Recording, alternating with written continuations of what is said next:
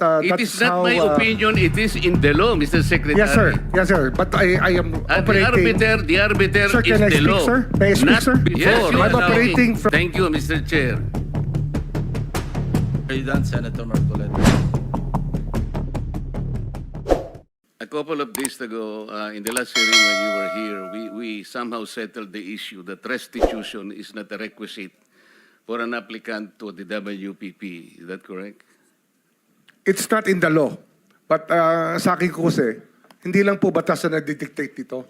It's also what is morally right, what is expected of us. Yan po kasi, kahit hindi nilagay sa batas, mga given po yan sa ating lipunan. What do you mean by that, Mr. Secretary? Kasi wala nga sa batas yung ano. Wala yung, nga sa batas. Yung Then, anong requirements ilalagay mo sa batas? for admission to the witness protection. Ang restitution is not part of it.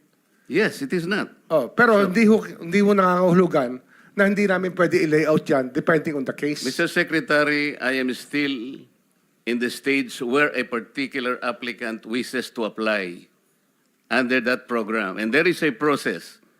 In the process, restitution is not one of the requisites. Is that correct? Opo, pero if it's in terms of this case being a financial crime, sir, this is a crime against the Mr. financial Secretary. status of the Filipino people, of the Philippine Republic. I think that it's just right. Mr. that we ask. Secretary, are you amending the provision of the No, law? sir. No, sir. But that is how we run the witness protection program.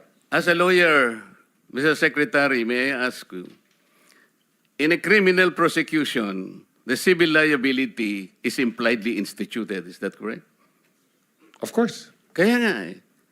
Hindi naman nangangahulugan kung sakasakali na natapos na yung criminal prosecution. Kapag ka nakita na mayroong criminal liability yung tao, because it is impliedly implied, doon lang magkakaroon ng restitution. It will come after.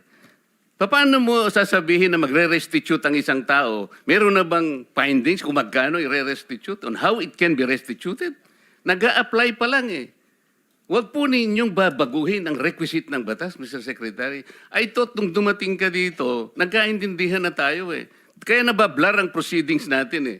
Kaya nga kinote ni, siguro, ang chairman kanina gusto kong ituloy ito. Sinabi niya, nagpa-interview siya, na goodwill and sincerity should be done para i-test.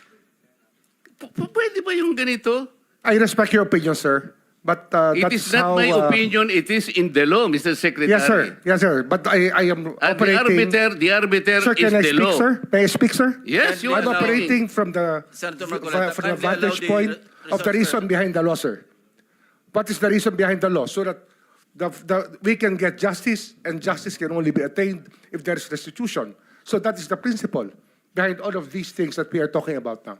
Mr. Secretary, restitution will come after. It cannot be. Sir, it can cannot come before or after, sir. It can come before or You after. cite the law that it come before. Wala nga po sa batas eh. Sir, Huwag po ninyong babaguhin ang batas, Mr. Secretary. we are operating on a unique set of facts, and we are, all of these matters are being evaluated because the gravity of this financial crime cannot be underestimated, and that the more assets that we're able to preserve at the outset, the better for our country, sir. Mr. Secretary, I'm very sorry for such a reasoning like that. Alam mo, nakikinig I'm very ang sorry, buong sir. bansa. Also, sir, I'm very sorry too if you do not agree with me. But I respect your opinion, sir, and we will carry out our job as we deem fit, as we see. Mr. Chair, I that said the I country am not needs. expressing an opinion here. I am articulating the provision of law. You do not change the provision of law, Mr. Secretary. You may be disbarred from doing this. Then it's your opinion, sir. It's your option, sir. Sinabi ko na nga, hindi ko opinion dito. I am articulating Then it's your option, the sir. It provision of it law. is what you wish to happen. That you may proceed Ikaw ang with what you nagbibigay wish. ng opinion, nilalagay mo yung restitution to test the goodwill of a possible applicant. It is not in the law. Unless you are able to point out the provision of law that it come before. Hindi ganun eh. Sabi mo na nga, and we admitted, impliedly instituted ang civil liability, but this will come eventually after the court has pronounced kung magkano ibabalik niya kung meron man. Not before. Thank you, Mr. Chair.